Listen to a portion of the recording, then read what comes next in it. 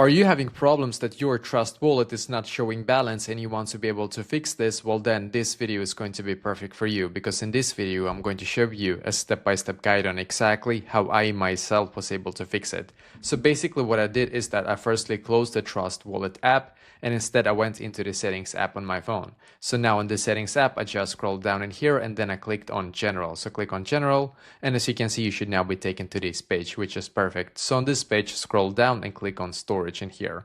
And then just simply wait for this page to completely update. So we're just going to wait a couple of seconds for this page to update now. So just keep waiting, and now when it's done, just swipe up until you can see the search bar up top. So click on search for Trust here, as you can see. Then you're going to click on Offload App, and once again click on Offload App in here. Just wait a couple of seconds and then click on the Reinstall App button right here, as you can see. You have to click on it 2 times sometimes, by the way, but just wait for it now to completely update to its latest version. And when it's done, go back and hopefully now it's going to be fixed for you as well.